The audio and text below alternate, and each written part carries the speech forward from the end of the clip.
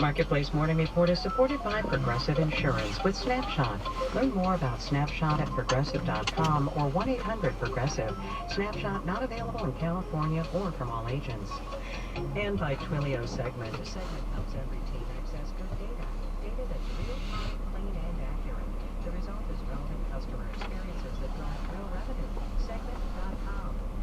The consumer goods giant Benckiser is pushing back against an Illinois legal verdict linking its Enfamil baby formula to the death of a premature baby. The London-based company's share price fell sharply Friday, but is up some today. Here's my marketplace colleague, BBC's Leanna Burr.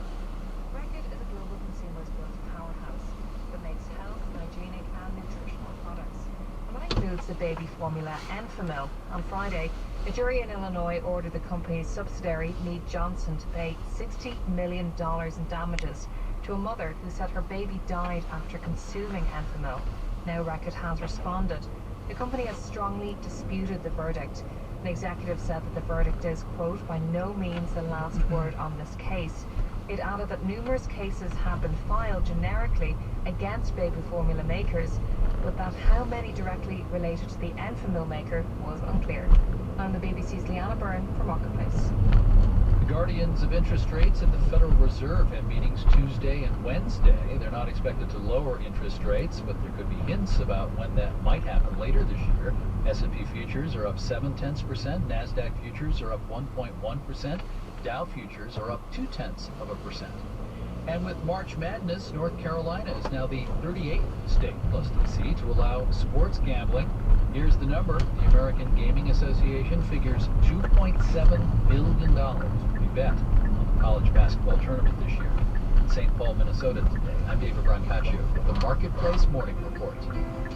From 8 p.m., American Public Media. It's a minute before 9 o'clock. This is 91.7 WVXU. Mostly cloudy, some spotty snow showers possible today, the high 40. Clouds decreasing tonight. It's 33. Support comes from St. Thomas Episcopal Church, Terrace Park, where all are welcome to join in Holy Week and Easter services. You can celebrate and experience Palm Sunday, Bach Vespers, Maundy Thursday, Good Friday, the Great Vigil, and Easter Day services, and more. Discover full details on all the Holy Week and Easter celebrations online at stthomasepiscopal.org. Support comes from the Cincinnati Symphony Orchestra, presenting Tchaikovsky and Nilsson March 29th and 30th at Music Hall. Conductor Ryan Bancroft leads the program featuring Samuel Coleridge Taylor's Ballad for Orchestra, Tchaikovsky's Piano Concerto No. 1, performed by Enon Barnaton, and Carl Nielsen's Inextinguishable Symphony No. 4. Tickets at cincinnattisymphony.org. Season sponsor, Western and Southern.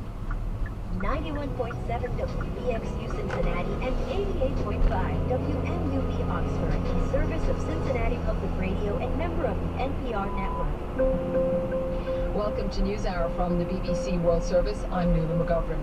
Israel launches an overnight raid on Al-Shifa Hospital, calling for Gazans to evacuate. Also, warnings of imminent famine in northern Gaza. The EU's foreign policy chief says Israel bears responsibility.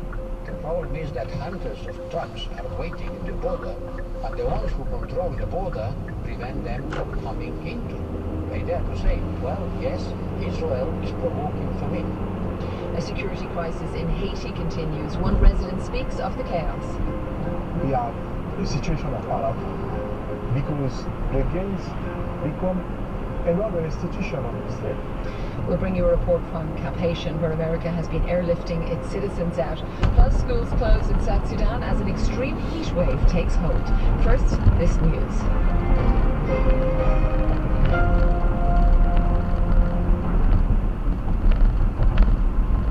Hello, I'm Emily Thomas with the BBC News. A new report backed by the United Nations says famine is expected between now and May in the north of the Gaza Strip. The report by the Integrated Food Security Phase Classification says about half of Gaza's population is already facing catastrophic hunger. Stephanie Hegarty reports. The conditions for declaring a famine are strict. 20% of the population must be starving, 30% of children must be severely malnourished or wasted, and the death rate from malnutrition must double. The first two have already been exceeded in northern Gaza, and with the rate of mortality of children rising sharply, famine is now expected there any day. Half the population of Gaza are in the catastrophic phase of food insecurity, which means they're starving. and in the north, 1 in 3 children is acutely malnourished. Israel says it has increased aid into Gaza via its border on the north of the Strip, but aid agencies say the quantities coming in will have to ramp up rapidly for the worst disaster to be averted. Pakistan has confirmed it carried out what it called anti-terrorist operations in the border regions inside Afghanistan.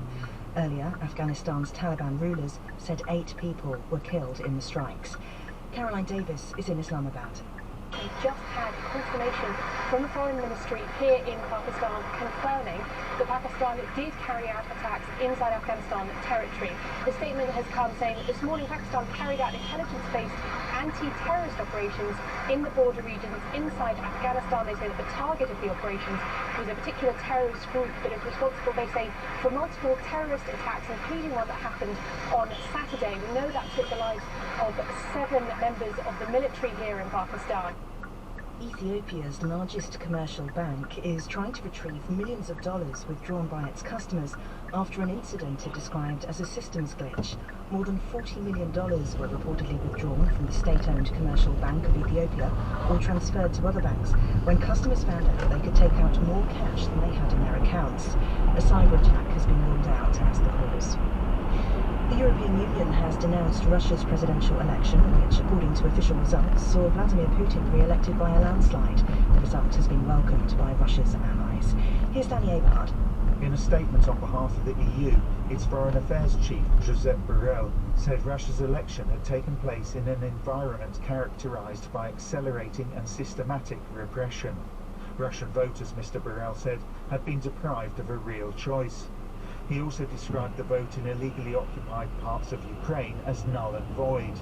China, unsurprisingly, has been far more positive. President Xi and Mr. Putin spoke of further strengthening their countries' ties. BBC News. Support comes from Photo Focus. This Thursday, the photography organization will host Oscar, Emmy, and Peabody Award-winning director Roger Ross Williams for a public talk at the National Underground Railroad Freedom Center. More information is available at photofocus.org. That's F-O-T-O focus.org. Roger Ross Williams this Thursday at National Underground Railroad Freedom Center. It's 9:04, 34 degrees in Cincinnati. A battle between Republicans hangs over tomorrow's primaries for Ohio House and Senate. 11 of the 22 Republicans who joined all 32 Democrats in voting for Jason Stevens for House Speaker over Derek Merrin last year are facing primary challengers. Karen Kassler reports there's a lot of money in those contests and other races. Americans for Prosperity, the conservative group founded by Charles and David Koch, is spending money in some of these races. Donovan O'Neill speaks for the Ohio AFP. For some folks, this is a referendum on a minority of Republicans who joined a majority of Democrats to elect a speaker. For others, I see it as a referendum on a series of bad votes members have taken session after session.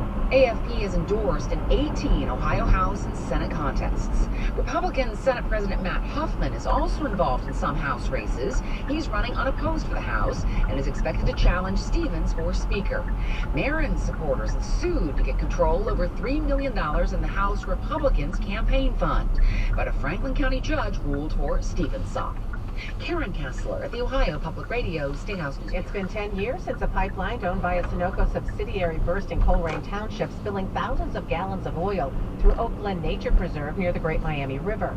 Cleanup and remediation took about 4 years. Great Parks watershed specialist Amanda Nuri says a 10-year monitoring process began in 2018. In some ways we are seeing a rebound, and in some ways we aren't. So we still have a few more years left of monitoring, and we're hopeful that the populations will continue to rebound. Mary says it will be up to the EPA to decide what happens once the formal monitoring process ends.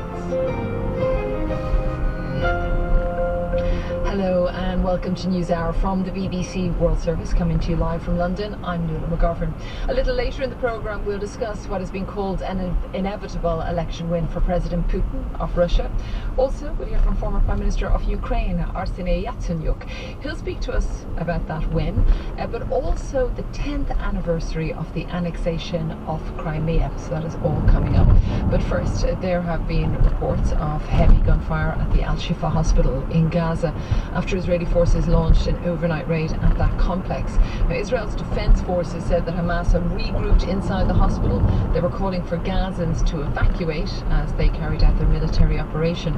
But the IDF spokesperson, Rear Admiral Daniel Hagari, said patients or medical staff would not have to leave. We have Arabic speakers on the ground so that we can communicate to the patients in the hospital in their own language, and IDF doctors to assist those in need. We will also be conducting a humanitarian effort to provide food, water, and other supplies to the patients and civilians in the hospital compound.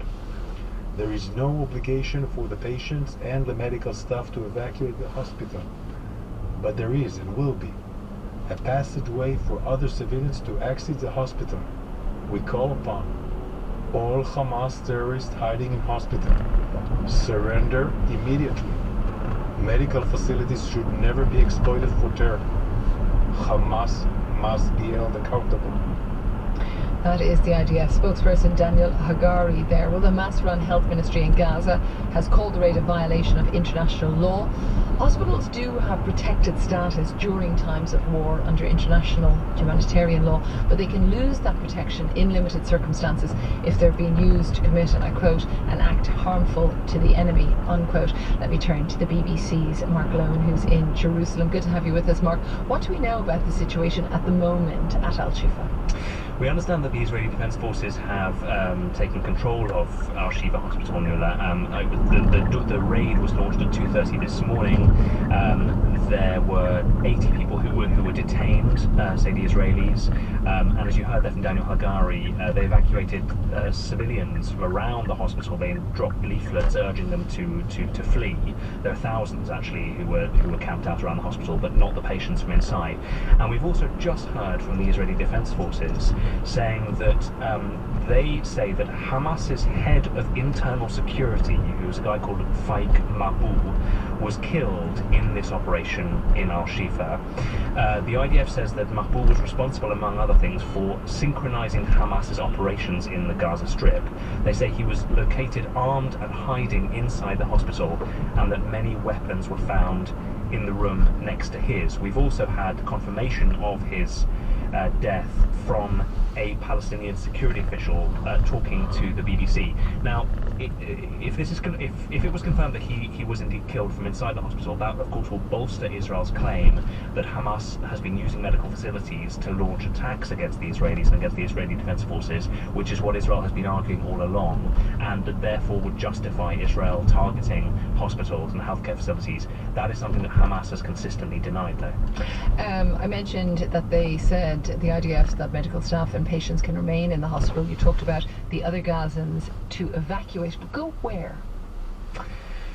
To go to parts of the north of Gaza where there are not combat operations. I mean, even though the vast majority of residents of the north of Gaza have fled south. I mean, we're talking about the fleeing a couple of months ago, actually, of hundreds of thousands of people. So much so now that half of the entire population of Gaza is crowded into the very south of the strip around Rafah. And yet, despite the north of Gaza having been really kind of reduced.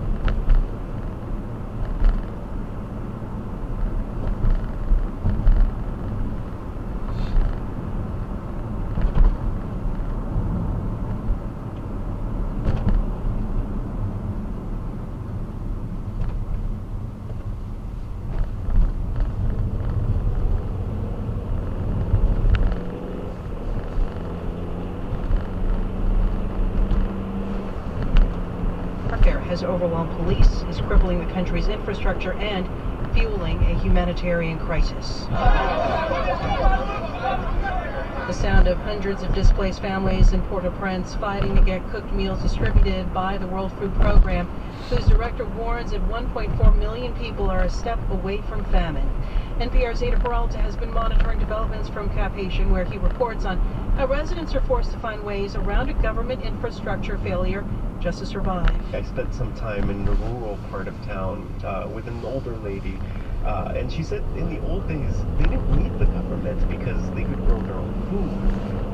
But climate change means it's not as rainy as it used to be here, and it means that in order to grow food you need irrigation, and that's not something Haitians can do on their own. The government has to drill wells. NPR's Ada Peralta reporting. The UN warns famine is imminent in northern Gaza following 5 months of war between Israel and Hamas. Today, President Biden spoke with Israeli Prime Minister Benjamin Netanyahu. The White House says the Israeli leader has agreed to send a team of military, intelligence, and humanitarian officials to Washington in the coming days to hear U.S. concerns about the Israeli military operation proposed for the southern Gaza city of Rafah. Lawyers for former president and presumptive GOP nominee Donald Trump say coming up with a bond on roughly $500 million while he appeals his New York fraud judgment is a, quote, practical impossibility. NPR's Andrea Bernstein reports Trump is on the hook for persistently lying about the value of his assets. Trump's lawyers say they've approached 30 companies through 4 brokers, and none will accept his real estate holdings as a guarantee on the bond for $454 million. They argue the judgment is unconstitutionally high and filed an affidavit from an insurance broker saying it's not possible to find a bond that big.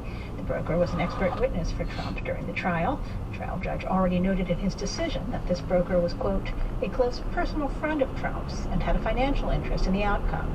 A decision could come from the appeals court later this week. Andrea Bernstein, NPR News, New York. Tom Stafford, one of the astronauts from NASA's early days, has died at the age of 93 after battling a long illness. Stafford flew in space 4 times. He commanded Apollo 10, the mission just before the first lunar landing. A crucial flight was the dress rehearsal before Apollo 11, which landed on the moon 2 months later. The Dow Jones Industrial Average closes up. It's NPR News. Support for NPR comes from NPR stations. Other contributors include CFP, Certified Financial Planner Professionals, committed to acting in their clients' best interests. Learn more at letsmakeaplan.org. And the listeners who support this NPR station. Good afternoon. It's 4:04, 36 degrees in Cincinnati, 34 degrees in Dayton. This is 91.7 WVXU. I'm Bill Reinhardt. The former Saks Fifth Avenue building downtown could become office space with a restaurant and retail. Cincinnati Council's Budget and Finance Committee approved the property sale and 30-year tax exemption today. Adam Gelter with developer 3CDC says they're limited with what they can do with the space. The high ballroom sits above the former Saks, and it's hard to see, so people don't know that. And then there's a shared loading dock, so you really can't get rid of the building. You really got to deal with what's there. Similarly, because it's an apartment store, it doesn't really work for a residential conversion or a hospitality conversion because of the deep floor plates. The city is selling the site to 3CDC for just $1, but the developer is pledging to share revenue with the city. The project is expected to cost just over $30 million. A new report shows Indiana has only 34 affordable and available rental units for every 100 extremely low-income households in the state. Indiana Public Broadcasting's Violet Comer-Weiland reports advocates are calling on the governor to come up with solutions. About 26% of Indiana's renter households are considered extremely low income, and the number of these households has increased by 10,000 since 2023. Aspen Clemens is the executive director for Prosperity Indiana, one of the organizations behind the report.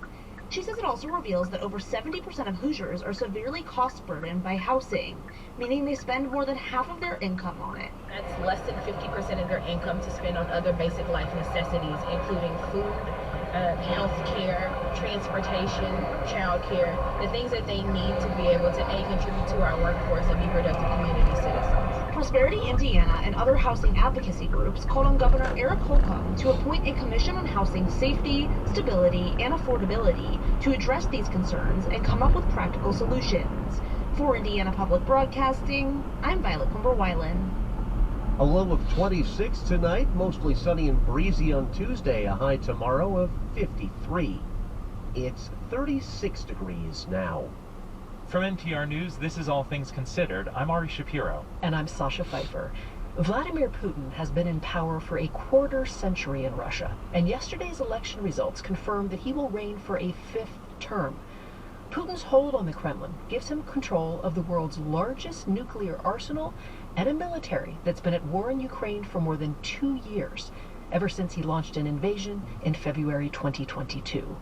That war has killed or wounded hundreds of thousands of Russian and Ukrainian soldiers. But despite those losses, the Russian military is pressing forward, and Ukraine is facing the stark prospect of a fight in which key U.S. military assistance is in question. So what will 6 more years of Vladimir Putin mean for the war in Ukraine, and where do both militaries stand at this point in that brutal war? Dara Masako is a senior fellow in the Russia and Eurasia program of the Carnegie Endowment for International Peace and joins us now. Welcome to All Things Considered. Thanks for having me on the show. Dara, a big picture question to start. I'm wondering how much of an impact Putin's re-election could have on how Russia proceeds now in this war, if there may be any notable changes in direction or strategy or aggression. What's your sense of that? I think that his concerns are the same now as before the election. He is primarily motivated by managing this war and succeeding without overheating his own economy or agitating his own population.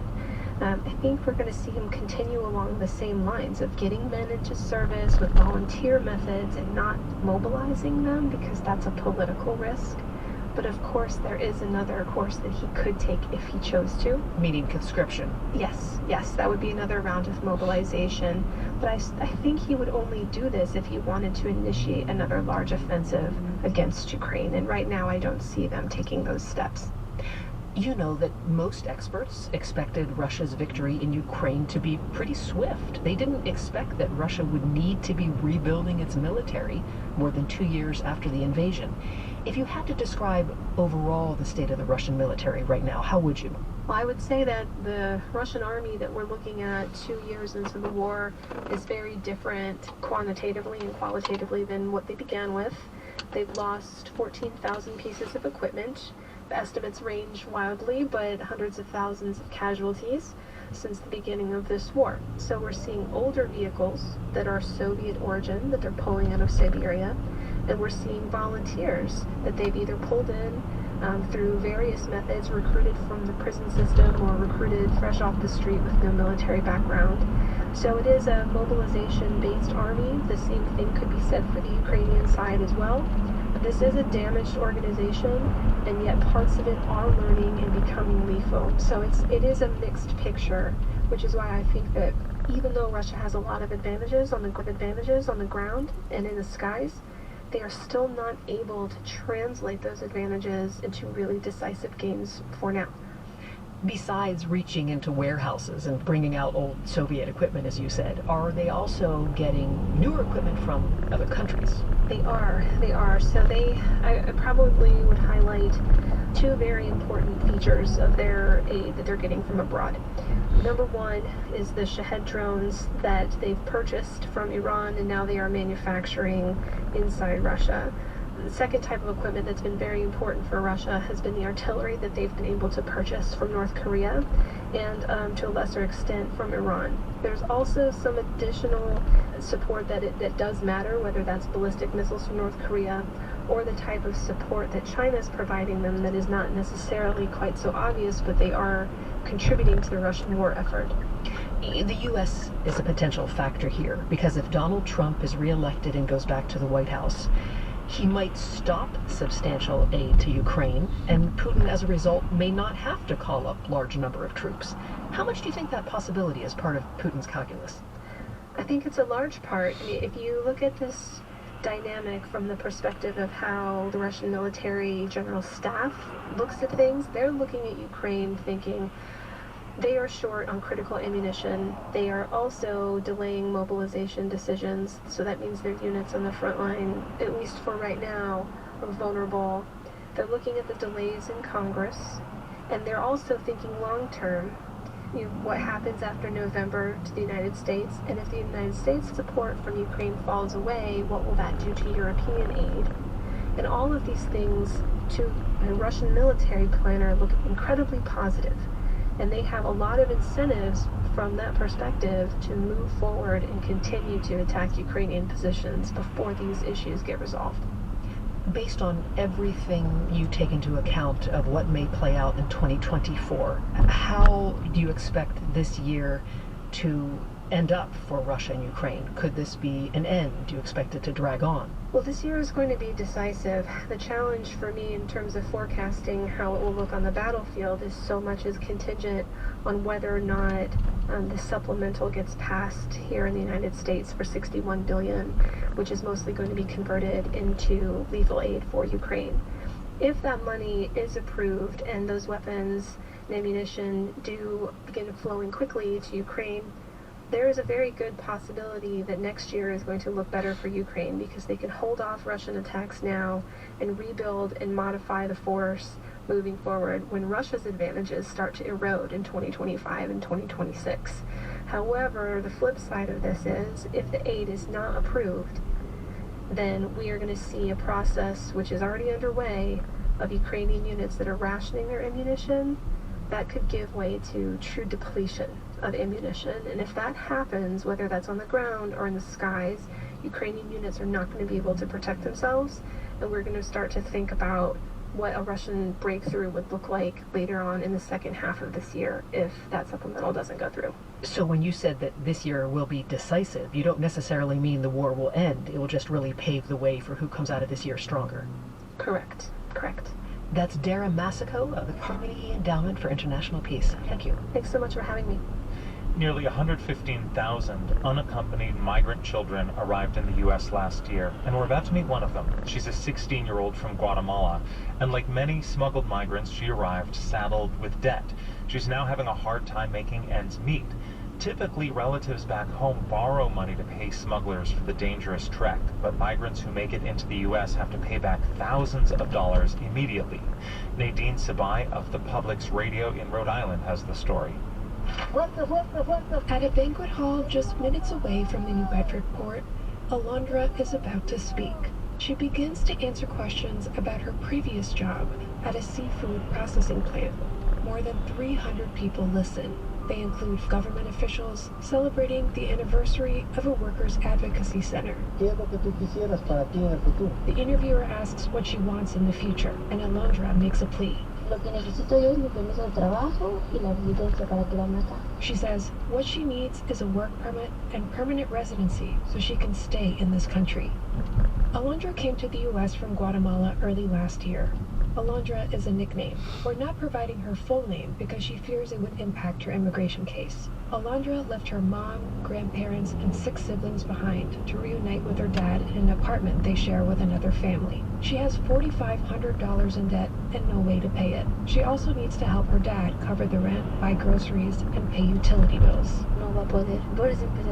She says he was paying for everything and he couldn't. This is why she started working.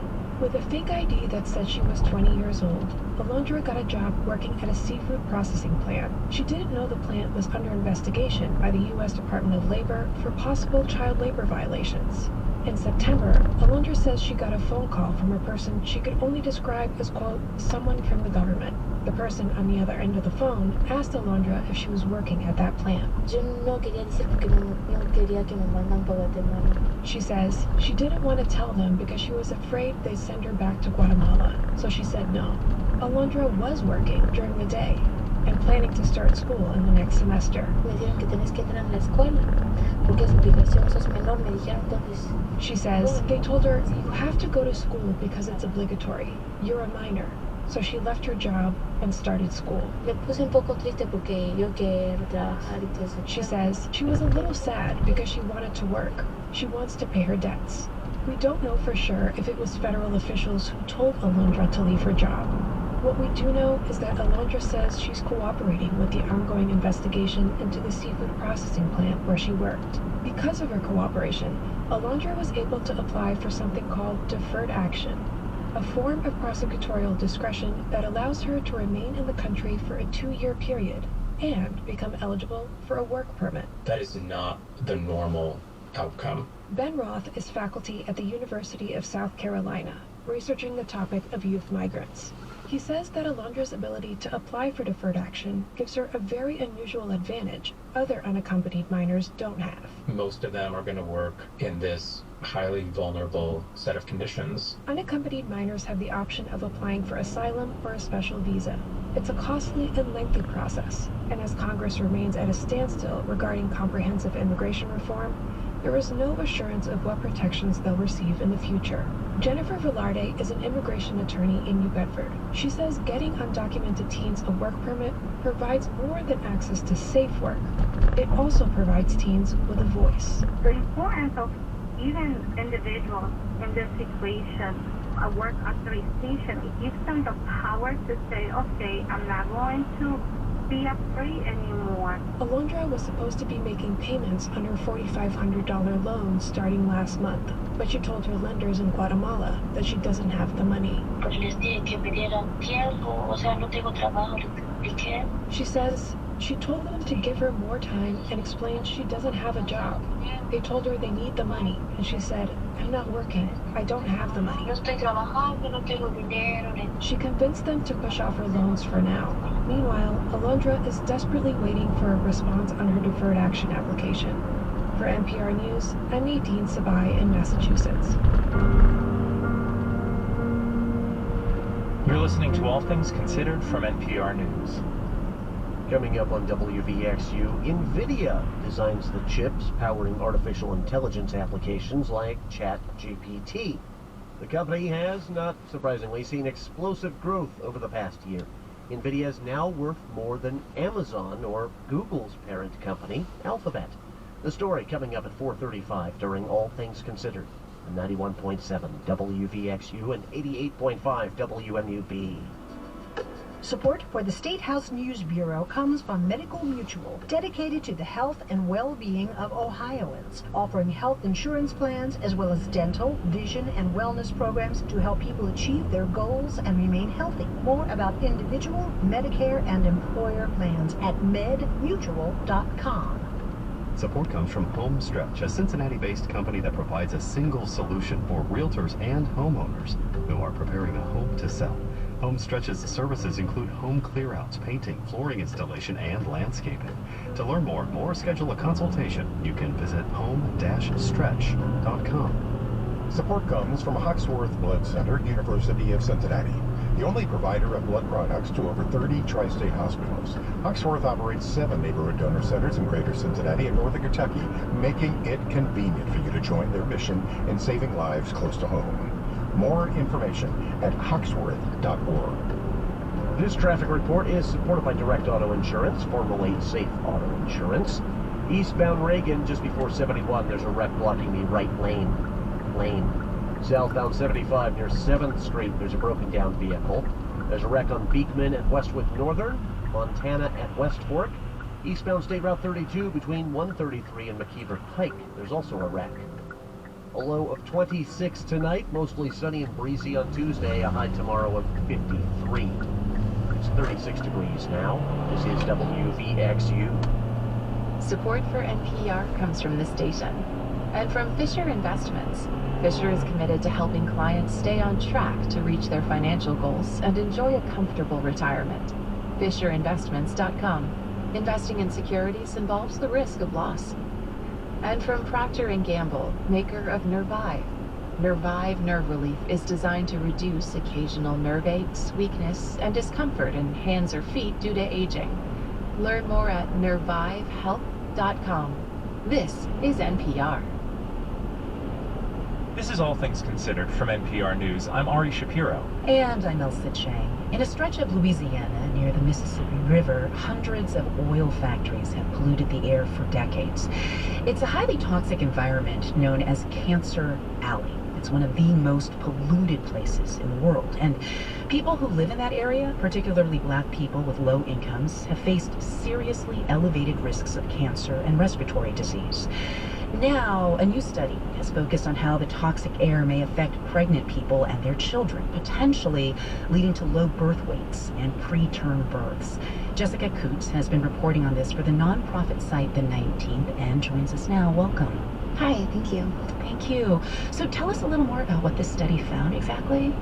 Yeah, so the main findings of the study were that when you looked at census tracts that had high air pollution, there was also a higher rate of low birth weight and also preterm births. And briefly explain what you mean by those two things, low weight birth and preterm birth. Right, so low birth weights are babies that are born under 5 pounds and 8 ounces.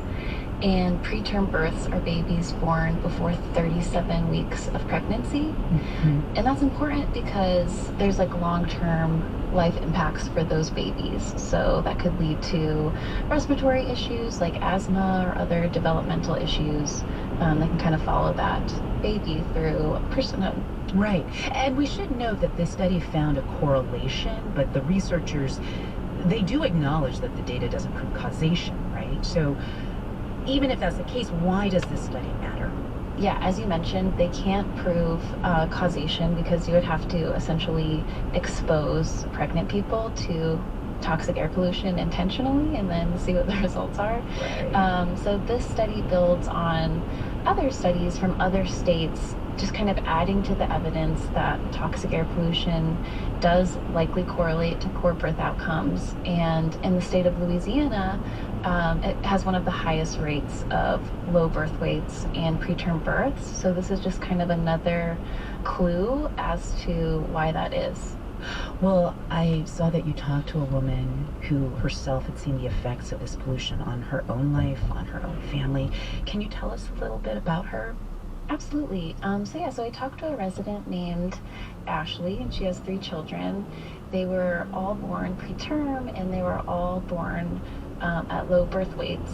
And she realized that her mother had similar experiences with her pregnancies, her sisters, her friends, other people in her community, and had kind of become normalized. So I think it was in some ways a surprise, but in other ways, she and other women, they have been aware of the other impacts of pollution on their community's health, and they have been pretty active in doing, environmental justice work. Well, where is the EPA on all of this? I mean, this area, it's called Cancer Alley for a reason, from the fact that the risk of cancer is much worse in this region of Louisiana. So government regulators, how much have they responded? So the EPA is obviously aware of the situation in Cancer Alley, and as recently as 2022, the EPA actually opened a civil rights investigation looking into whether state regulators had violated the civil rights of Black residents living in this part of the state. They were sued by the Attorney General, and so they later dropped the case, which is controversial in itself, but that is kind of the latest move that the EPA did make. Right. Jessica Coots is a gender, climate, and sustainability reporter for the nonprofit site The 19th. Thank you very much. Thank you, Elsa. In Arizona, the electorate is divided into thirds, split roughly equally among Republicans, Democrats, and independents. When Arizonans head to the polls tomorrow to cast their votes for presidential nominees, all those independent voters don't get much of a say. From member station KJZZ in Phoenix, Ben Giles reports. First of all, let's establish a few ground rules. Number one, we call it a preference election as opposed to a primary. Eric Spencer served as Arizona's state elections director under a previous Republican administration. For the PPE, or the presidential preference election, only registered party members are allowed to participate. That makes the vote tomorrow unique. All other primaries in Arizona, like the one the state will hold on July 30th, are open to independents, sort of. Arizona has what's called a semi-open primary. As Democratic elections attorney Roy Herrera explains, registered Republicans can vote for Republicans, and registered Democrats for Democrats. But if you're an independent trying to vote in a primary, you have to select which party primary you want to participate in, either by requesting a ballot for that particular primary, or when you go in to vote, you have to pick whether you want to vote in the Republican or Democratic primary. Arizona voters approved this system with a ballot measure in the late 90s, but they also left intact the state's presidential preference election created a few years prior to that. Adrian Fontes attempted to change that in 2019. Back then, he helped run elections in the state's largest county. It made sense to me at the time to make sure to include as many voters as possible in that presidential preference election contest. The PPE may be a vote by and for political parties, but it's run by Arizona counties and paid for by all the state's taxpayers. But Democrats at a state committee meeting rejected the idea. When it comes to nominating a presidential candidate, many still feel it's a process best left to party members only. On this, Spencer, a Republican, and Herrera, a Democrat, can agree. And Spencer warned that if independents were involved, it would radically alter the way presidential candidates campaign in Arizona. It would radically alter who received Arizona's votes, and thus probably radically alter the course of the entire presidential election, since Arizona is a swing state. But to voters like Patricia Coughlin, that's exactly the point. This is why we have these two extremes, because the extremes of those parties turn out during the primary, and that's who goes on to the general. Coughlin has been a registered independent for about a decade. This year, she did something a little different. She re-registered as a Republican to cast a vote for Nikki Haley. After sending in her early ballot, she re-registered again as an independent. I just feel that it is our duty to vote. We're lucky to be able to, and it was frustrating to me that I couldn't, cast a ballot. The temporary switch is completely legal, but it's not a step many Arizona voters take every 4 years. 4 years from now, it might not be necessary. There's a ballot initiative gathering signatures that would require the Republican and Democratic parties to either pay for future PPEs or let independents participate. It's got Coughlin's support. Full disclosure, her husband's the political consultant running the ballot campaign. But she's also one of the roughly 1.4 million Arizona independents who stand to benefit. And I think if more people voted in the primary, it would be better. As for Fontes, now he's the Secretary of State, so he won't take a position on a measure that could appear on Arizona ballots in November. But I asked him if his opinion has changed since he tried to convince Arizona Democrats to let in independents 4 years ago. Arizona's voters should be allowed to vote in every election. Republicans, Democrats, and yes, independents. For NPR News, I'm Ben Giles in Phoenix.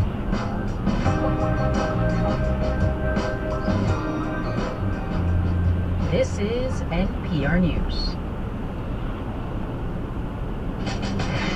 The new host of Top Chef says even experience in a world-class kitchen won't guarantee victory for this season's contestants. If the Top Chef challenge was to run your own restaurant, we could go in there and I'm sure they'd all succeed wonderfully, but it's not. We talked to former winner and now host of Top Chef, Kristen Kish, on the next morning edition from NPR News.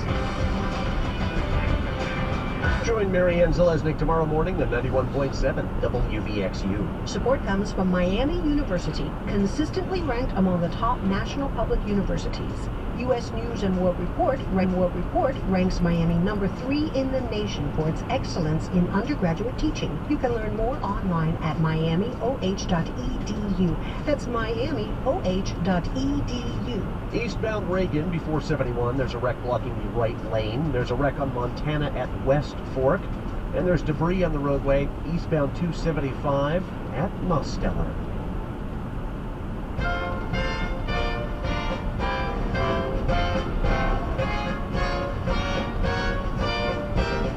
All Things Considered from NPR News. I'm Elsa Chen. And I'm Ari Shapiro. Next, we remember photographer David Johnson, who chronicled Black San Francisco culture. The photographs tell life as it was then, life that cannot be duplicated or recreated today. Plus, how a 23-year-old got big on TikTok by reading the paper. First, the news. Live from NPR News in Washington, I'm Dwayne Brown. Israel has agreed to send a team of officials to Washington, D.C. to discuss the ongoing humanitarian crisis in Gaza. President Biden and Prime Minister Benjamin Netanyahu spoke today by phone. National Security Advisor Jake Sullivan says the administration remains skeptical of Netanyahu's latest plan to carry out a military operation in the southern city of Rafah. That's where about 1.5 million displaced Palestinians are sheltering from the fighting. The President and the Prime Minister spoke at length about Rafah today. The President explained why he is so deeply concerned about the prospect of Israel conducting major military operations in Rafah of the kind it conducted in Gaza City and Khan Yunis. First, more than 1 million people have taken refuge in Rafah. They went from Gaza City to Khan Yunis and then to Rafah. They have nowhere else to go. Sullivan says Israel needs to pause instead of putting more civilians at risk. In Georgia, Republican lawmakers are considering a bill that would require police to help federal agents identify migrants and detain them for deportation. Member station WABE in Atlanta, Emily Wu Pearson reports advocates worry the measure will lead to racial profiling. The proposal is similar to a Texas measure the U.S. Supreme Court has temporarily halted. Georgia's bill would not allow police to proactively arrest people they suspect are unauthorized immigrants. Instead, it would require them to check immigration status during encounters. Republicans say this bill would bolster public safety, citing the arrest of a Venezuelan migrant after the killing of a young woman on a Georgia college campus. But immigrant rights advocates say the legislation is politically motivated, and research indicates that immigrants commit fewer crimes than people born in the U.S. The legislation still has to be heard by Georgia's full Senate and approved by the governor before it can become law. For NPR News, I'm Emily Wu Pearson in Atlanta. This is NPR. Good afternoon. It's 4:33 and 36 degrees in Cincinnati. This is 91.7 WVXU. I'm Bill Reinhardt. The Cincinnati Health Department is asking people who attended a Disney on Ice performance at the Heritage Bank Center earlier this month to fill out a questionnaire. WVXU's Tana Weingartner reports. The agency announced last week people who attended the performance or were in Heritage Bank Center up to 2 hours afterward may have been exposed to the measles. Mindy Allen is the health department's communicable disease nursing supervisor. By this time, we do not have any reports of symptomatic individuals that were exposed. The agency created a self-reporting survey for people so it can offer post-exposure guidance like symptom tracking, help people review their vaccination records, or use it for contact tracing. You'll find a link at WVXU.org. Tana Weingartner, 91.7 WVXU. 10 years ago today, great parts of Hamilton County are scrambling to deal with a ruptured oil pipeline near Oak Glen Nature Preserve. Some 20,000 gallons of crude oil spilled, leading to a 4-year cleanup and restoration. Chief Operating Officer Brett Henninger reports the preserve is rebounding, but forever altered. Getting it back to the way it was is probably not possible, but getting it to an ecologically functional state is a good goal to have for it. So, put quotation marks that we're pleased. I wouldn't say we're pleased, but we're glad to see things are moving along. There are about 3 years left in the official monitoring phase. Henninger says the EPA will decide what happens after that. Universities like Miami and the University of Toledo recently announced plans to either cut or merge several academic programs as enrollments decline. The plans follow a national trend.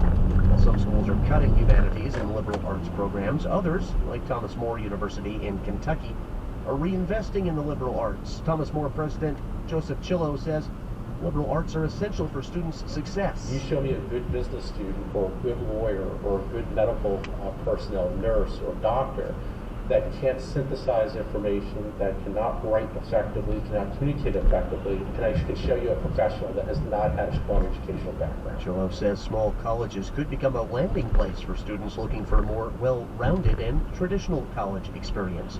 You can read more about these and other stories anytime at WVXU.org. It's 36 degrees. Support for NPR comes from this station and from your part-time controller, specializing in nonprofit accounting. Your part-time controller helps nonprofit organizations with their accounting needs remotely or in person at yptc.com/NPR. From Indeed, designed to be an end-to-end hiring solution for businesses of all sizes to attract, interview, and hire candidates all from one platform. Learn more at Indeed.com/NPR. And from the Doris Duke Foundation. From NPR News, this is All Things Considered. I'm Elsa Chang in Culver City, California. And I'm Ari Shapiro in Washington. What company is now worth more than Amazon, Meta, or Google's parent company, Alphabet? The answer? NVIDIA. It's less of a household name, but it designs the chips powering artificial intelligence applications like ChatGPT. And NVIDIA has seen explosive growth in its value in the last year, with its stock up more than 200%. Today, the chip developer kicked off its AI conference in San Jose, California, dubbed the AI Woodstock. The writer Stephen Witt is there. He profiled NVIDIA's CEO for The New Yorker. Hi. Hi. Great to meet you, Ari. You too. Will you just start by setting the scene? What is this so-called AI Woodstock actually like? Well, they've taken over the San Jose Convention Center, and there's about 16,000 people here debuting all sorts of incredible products. Robotics, self-driving cars, image generation, voice recognition, speech. It really feels like we're 10 years in the future. Now, the chip at the center of NVIDIA's success, it's something called a GPU. Will you explain what that is? Sure. NVIDIA started out as a computer gaming graphics company, and they debuted something called a graphics processing unit in 1999. Well, it turned out that these GPUs were also really useful for training AI. So they started to build supercomputers around the GPU for things like ChatGPT, DALL-E, and Copilot.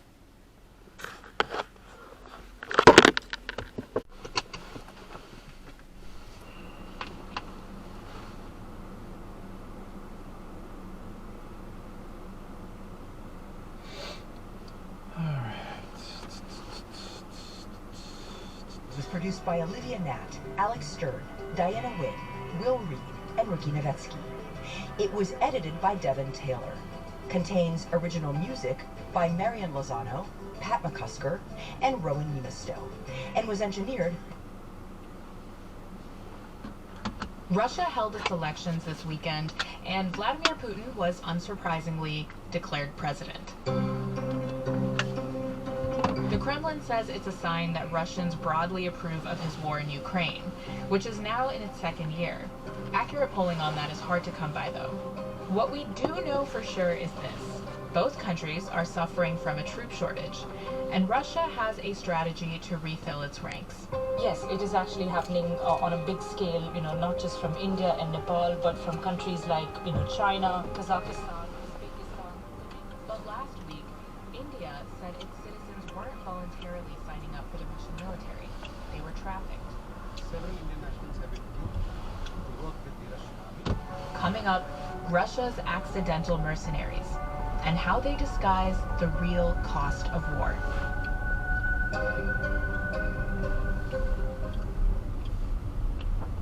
If your business needs a new application, then developers will have to write code, a lot of code. If an application needs to be modernized, then you'll need time, resources, and caffeine. If that sounds daunting, then you need Watson X Code Assistant. AI designed to multiply developer productivity so you can generate code quickly. Let's create a more modern foundation for business with Watson X Code Assistant. Learn more at ibm.com/code assistant. IBM. Let's create. Does your life change once a month because of your period? Oh, what a disaster. Let me tell it to you straight. Unexplainable can change the way you feel about your period. For the next 2 weeks, Unexplainable is doing a series on the scientific treasures hidden in periods. You wouldn't think so, but it's wonderful. Fabulous. I call it just plain smart. Remember, there's a feeling with unexplainable. It can actually change the way you feel about your period. This week on Unexplainable, The Bleeding Edge. Follow Unexplainable for new episodes every Wednesday.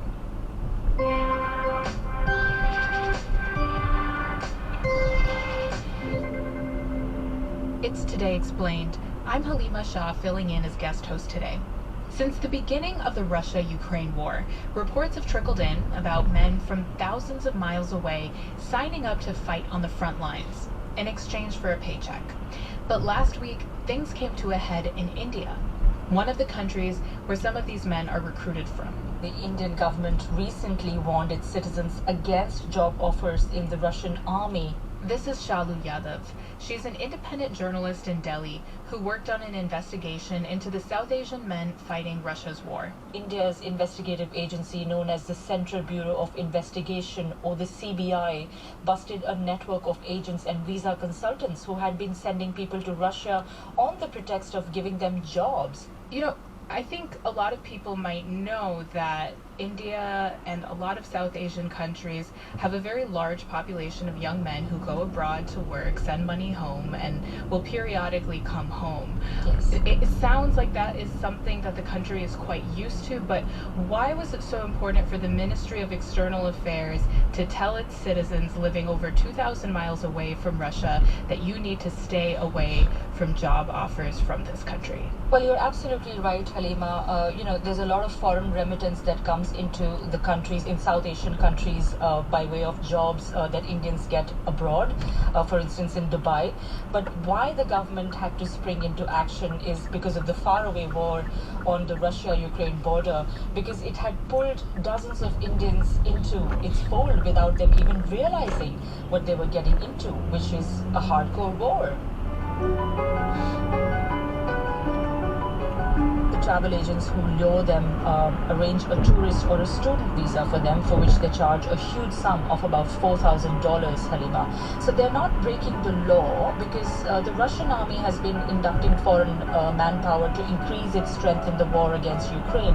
And it doesn't care if those coming in to join are on a tourist visa or on a student visa. Now, in one of the YouTube videos I watched by a travel agent, I heard him luring job seekers by telling them that a Russian passport will open the gateway to Europe, where they can go after 1 year of completing their contract with the Russian army. I spoke to a 31-year-old young man named Sarfaraz, who is from the city of Kolkata in India. I am basically from a very normal family, ma'am. In my family, there is my father, mother, 2 brothers, and my sister. My brothers and I work and support the family. And he shared with me the details of how he was conned. In August, my father started having pain in his foot, and the doctor said we might need to amputate it, and I got really scared. Whatever money I had, I spent on my father. I didn't have any work, and I was really stressed. My savings were almost done. And in the middle of all that, I got this video which said that there's work available. You'll get 3 months of training to be a security helper.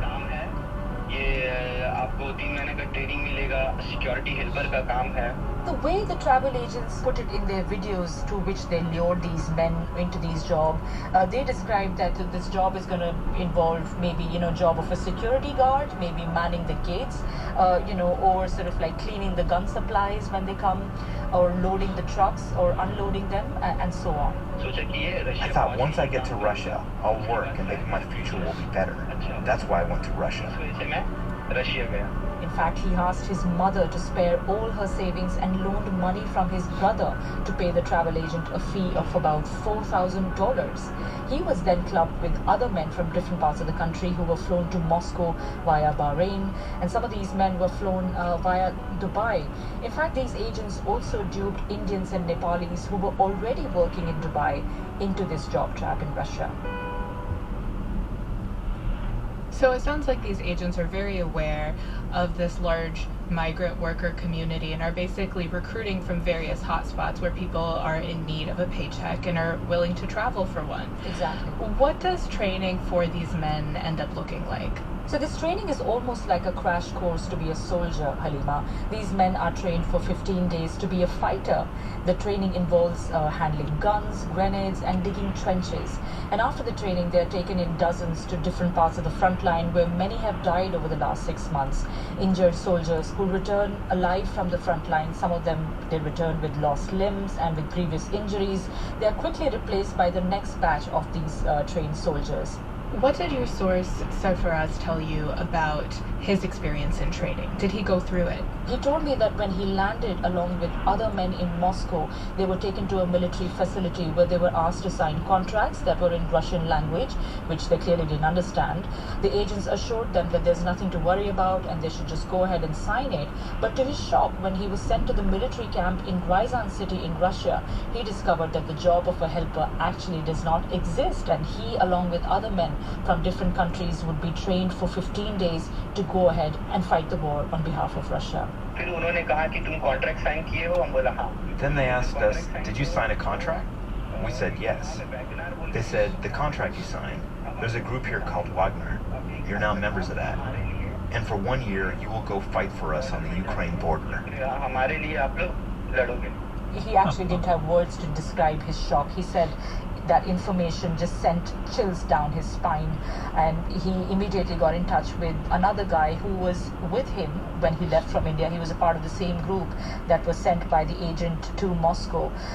This guy's name was Hemel, and they had quickly become friends, in the short period that they had spent together in India before they left for Moscow. I met him for the first time and he was so friendly. He was a really good guy. Now, Hemel had been sent forward into the next camp where he was trained as a fighter, and Hemel got in touch with Sarfaraz and told him the reality of what had actually happened. He said, if you come here, Sarfaraz, they will send you to the front.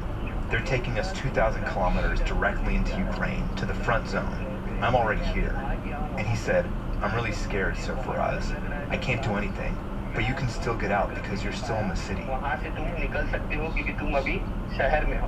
And how does Sarfaraz end up making his escape? So Sarfaraz, he spent first few couple of days after having realized that he's being scammed. He spent first few days in establishing friendships with the Russian commanders using Google Translate app, and in some time he had sort of gained their confidence enough to be able to have permission to move out of the camp to buy some snacks or get some drinks for the group. When I got out of the camp, I went straight to the Indian embassy in Moscow.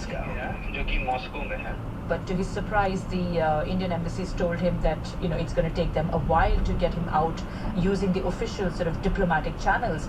As the Indian embassy was trying to figure out the details of how to get its citizen out of Russia, Sarfaraz decided that he's not going to go back to the Russian army, and so he decided to live in hiding in Moscow. And he described it as one of the toughest period of his life. It was about 3 weeks that he spent wherein he went hungry for days, and so he had a very tough time until he came across another Indian guy by the name of Raja Pathan, who had joined the Russian army a year ago, and he had managed to put in his papers, and so he helped him to get the money to apply for a white passport at the embassy, which in turn got him a return visa to come back to India. And so he said that he wanted to return desperately to India to be able to help his best friend Hemel in that group. Hemel used to say over and over again, Sarfaraz, my brother, please help me.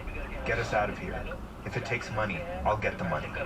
But when he came back to India, as soon as he landed, it was so sad that he got a call from one of the guys in Hemel's group who was sent to the front line that he had died in a drone strike. It's too late for that. Shalu, let's talk numbers.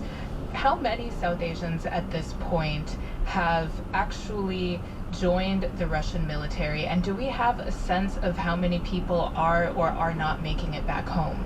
Well, I can speak for Nepal and India because I've been in touch with Indian and Nepalese men who've been stuck in Russia over the last 3 months. Nepal's government puts the figure of Nepali men in Russia to 400, but the Nepali fighters I have interviewed over the last 3 months believe that the number is easily over 1,000. But as far as Indians are concerned, the government says 35 Indians were duped into joining the war, but that number again could be a lot higher, is what I've been told by my sources in Russia. And of these potentially thousands of men, do we know how many are actually making it back home? Not many, I'm afraid, Halima, unless you manage to escape the first army camp in Raizan. Sarfaraz was lucky to escape the camp, but not all of them, have had the luck to be able to do that. Now, obviously, the Indian government has woken up to the crisis over the last few days, and Nepal's government has been talking about it for months, but we haven't seen any news of Nepalese men returning home, actually.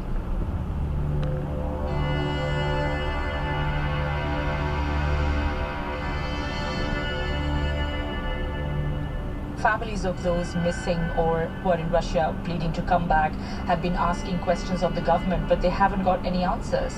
In fact, recently a group of Nepalese men shared a video with me where they are appealing to the Indian government to rescue them, as their pleas to the Nepalese government have gone in vain. And they go on to say that because Indian government has a lot of clout abroad, and its friendship with Russia is has been good historically, and so they are asking for Indian government to collectively sort of help them to get the Indians and Nepali men out of there.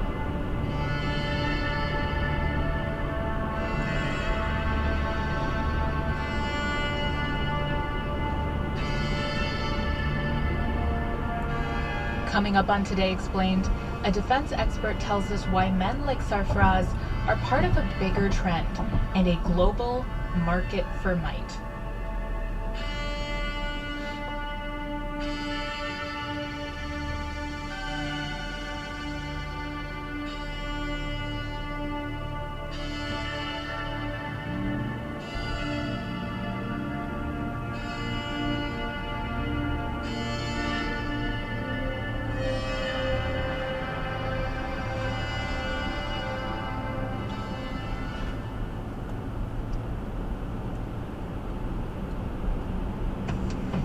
Support for Today Explained comes from Shopify. Shopify wants to know if you have an idea for starting a business. I might, but I'm not going to share that here. But if you're willing to go public, Shopify wants to help you turn your idea into something real. Shopify is a global commerce platform that helps you sell at every stage of your business. Whether it's through their all-in-one e-commerce platform or their in-person POS system, Shopify wants you to know that you can sell anywhere when you use their service. According to Shopify, they power 10% of e-commerce in the US. Plenty of brands you might recognize rely on them, like Rothy's, Allbirds, Brooklinen, and more. Businesses that grow, says Shopify, grow with Shopify. You can sign up for a $1 per month trial period at shopify.com/explained, all lowercase. You can go to shopify.com/explained now to grow your business no matter what stage you're in. Shopify.com/explained.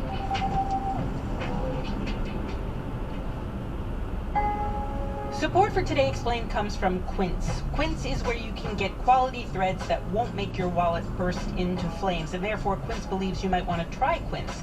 Quince creates timeless essentials that you can have in your closet forever and ever and still want to wear them at 50 to 80% less than similar brands. Plus, Quince says they work only with factories that use safe, ethical, and responsible manufacturing products. Sarah Frank, my colleague who works on the business side of things at Vox and knows a thing or two about timeless essentials, or so I'm told, thinks this of Quince. What I really like about Quince is their range of products, fabrics, and colors. They all go together, making it really easy to mix and match while still feeling stylish. You can indulge in affordable luxury with Quince by going to quince.com/explained for free shipping on your order and 365-day returns. That's QUINCE.com/explained to get free shipping and 365-day returns. Quince.com/explained.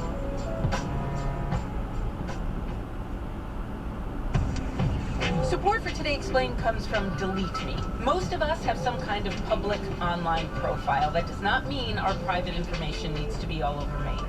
Delete Me says it can help find and remove your personal information and make sure it stays offline. According to Delete Me, taking control of your personal data can help prevent ID theft, doxing, phishing with a PH. Not only that, it can help you from getting annoying spam calls. Sarah Frank, my colleague who works on the business side of things here at Vox, got a chance to try out Delete Me. Here's what she said.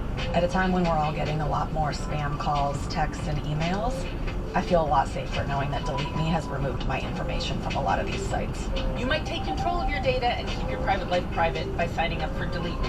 There's now a special discount for Today Explained listeners. You can get 20% off your Delete Me plan when you go to joindeleteme.com/today and use the promo code TODAY at checkout. The way to get 20% off is to go to joindeleteme.com/today and enter code TODAY at checkout. JOINDELETEME.com/today.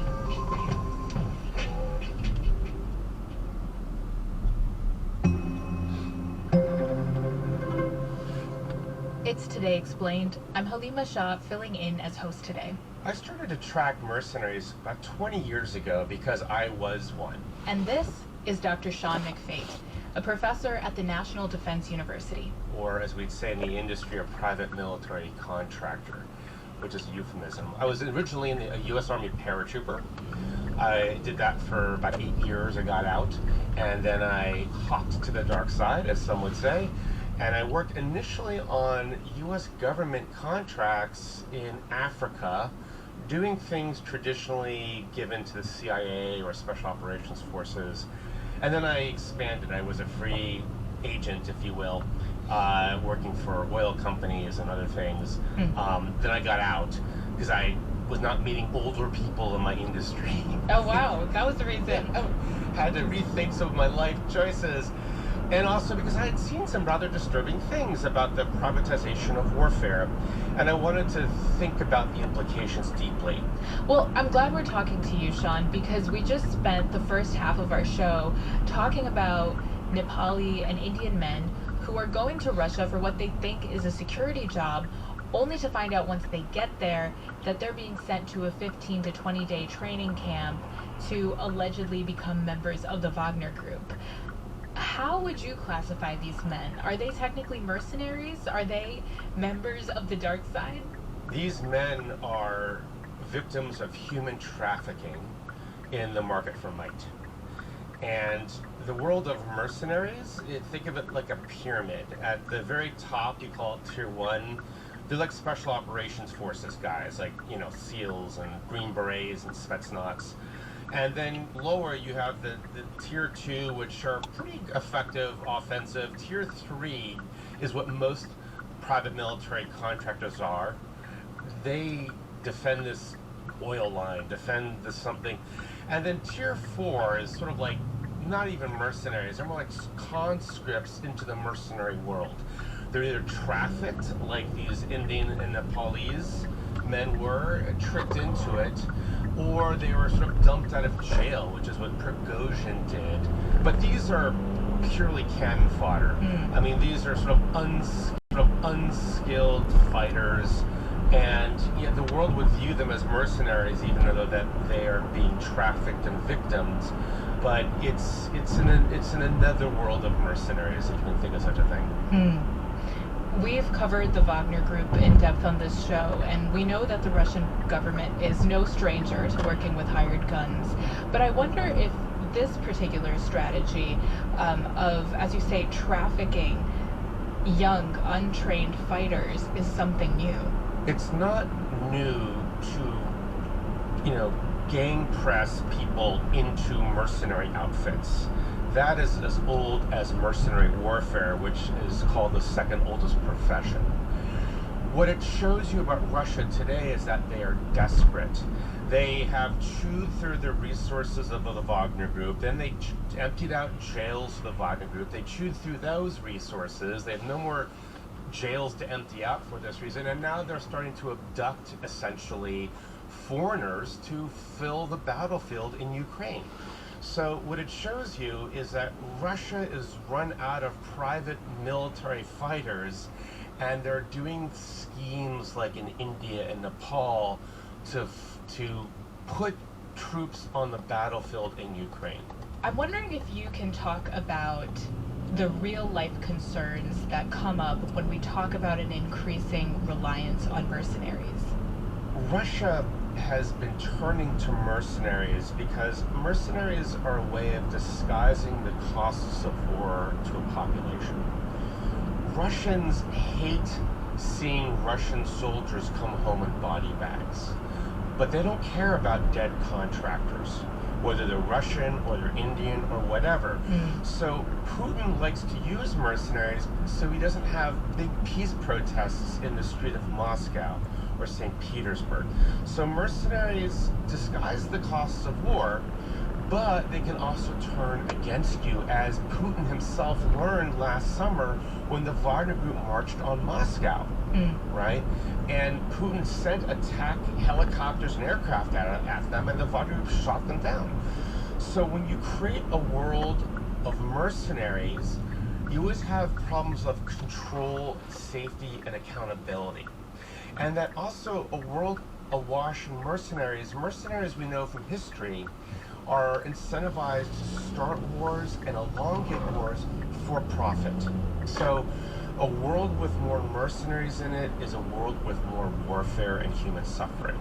We're talking about Putin and Russia specifically, and the ability to disguise the cost of war when you are relying on contractors, especially foreign contractors, because nobody wants to see one of their citizen soldiers come back in a body bag. That sounds like something that would be a reality everywhere. So are we seeing other countries play the same game that Putin is?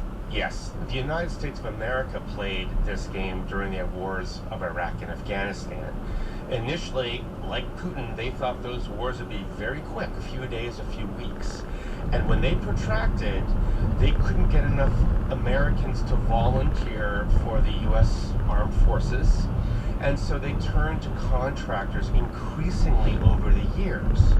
And a lot of those contractors came from other countries. So when I was in this industry, I worked alongside people from every single continent except for Antarctica, including South Asia. When those contracts ended, a lot of them went home and they started their own mercenary companies or looked for more work. And we've seen them appear in places like Africa and the Middle East. We've seen the UAE and the Gulf states hire them to prosecute the war in Yemen. We've seen them on both sides of the war in Libya. We've seen them throughout sub-Saharan Africa. You know, you see them in conflict markets. So any place where there's things like natural resources to extract or war to fight, and you have wealthy clients and unconstrained political rivalries, very weak rule of law, you will see mercenaries start to gather there. But we're seeing every year an increase of mercenaries globally.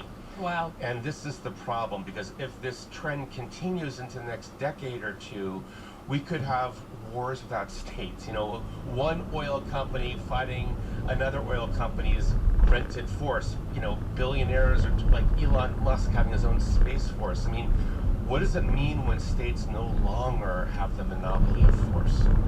Sean, you're painting a very complicated picture here.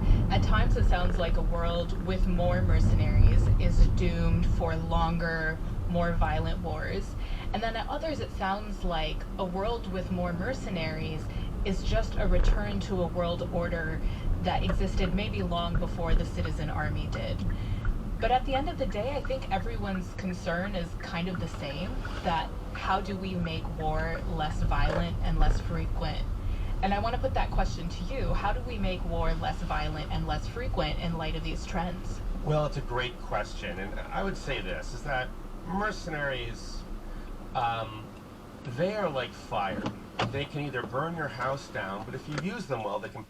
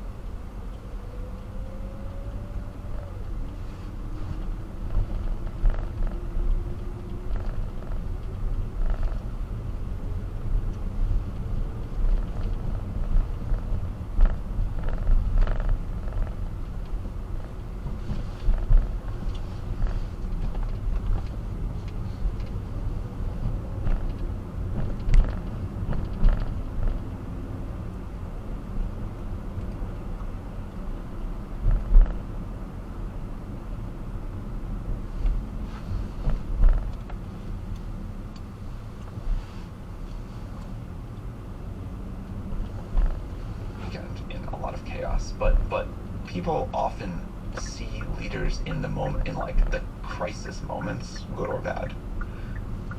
But a thing I really value in leaders is how people act on a boring Tuesday at 9:46 in the morning, and in just sort of the normal drudgery of the day-to-day.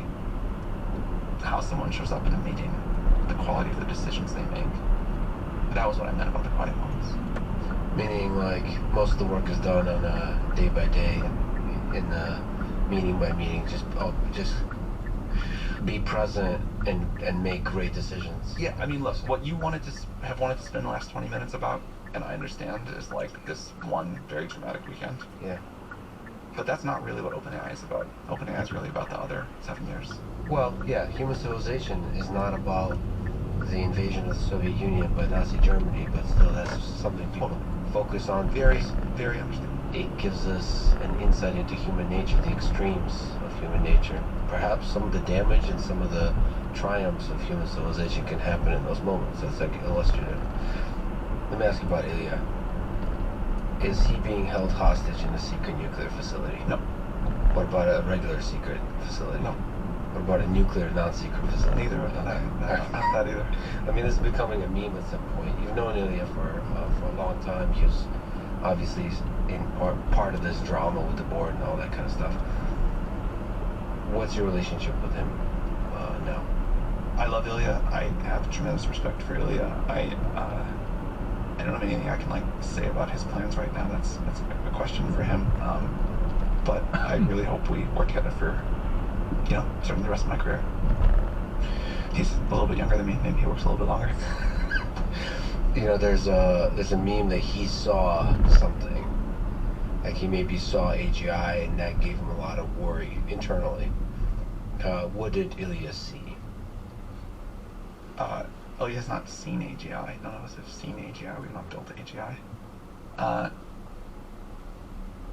I do think one of the many things that I really love about Ilya is he takes AGI and the safety concerns, broadly speaking, including things like the impact this is going to have on society, very seriously. And as we continue to make significant progress, Ilya is one of the people that I've spent the most time over the last couple of years talking about what this is going to mean, what we need to do to ensure we get it right, to ensure that we succeed at the mission. So Ilya did not see AGI, but Ilya is a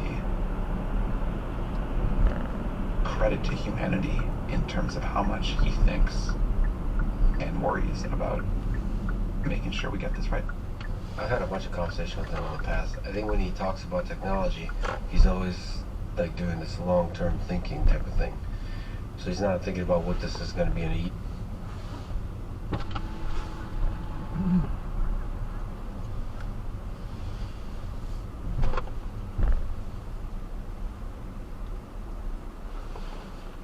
Thank you for choosing McDonald's. How can I help you?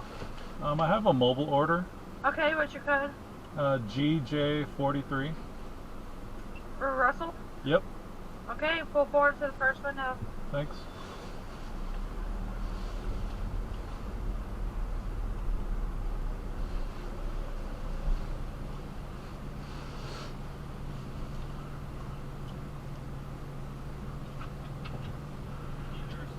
Oh, thanks.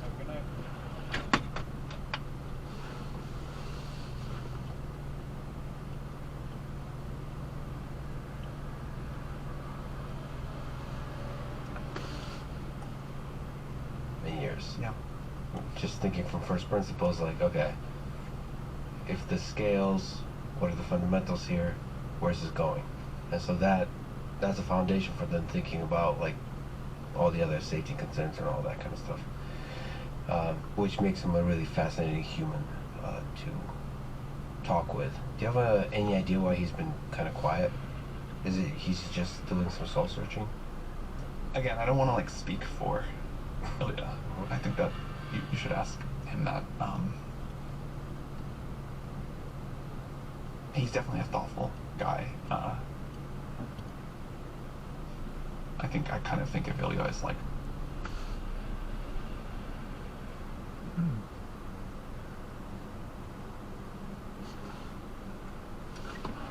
Well, thanks.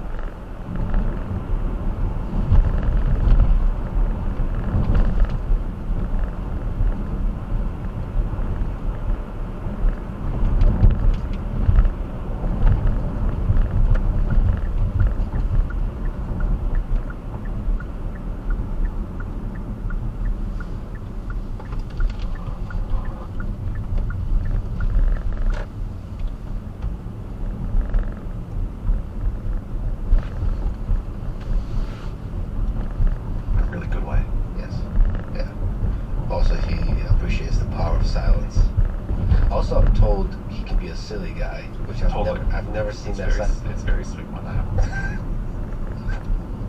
I've never witnessed a silly Ilya, but I look forward to that as well. I was at a dinner party with him recently, and he was playing with a puppy, and he was like in a very silly mood, very endearing, and I was thinking like, oh man, this is like not the side of the Ilya that the world sees the most. So just to wrap up this whole saga, are you feeling good about the board structure, Yes. about all of this, and like where it's moving? I feel great about the new board. In terms of the structure of OpenAI, one of the board's tasks is to look at that and see where we can make it more robust. We wanted to get new board members in place first, but we clearly learned a lesson about structure throughout this process. I don't have, I think, super deep things to say. It was a crazy, very painful experience. I think it was like a perfect storm of weirdness. It was like a preview for me of what's going to happen as the stakes get higher and higher, and the need that we have like robust governance structures and processes and people. I am kind of happy it happened when it did, but it was a shockingly painful thing to go through. Did it make you be more hesitant in trusting people? Yes. Just in a personal level? Yes. I think I'm like an extremely trusting person. I always had a life philosophy of, like, don't worry about all of the paranoia, don't worry about the edge cases. You get a little bit screwed in exchange for getting to live with your guard down. And this was so shocking to me, I was so caught off guard, that it has definitely changed. And I really don't like this. It's definitely changed.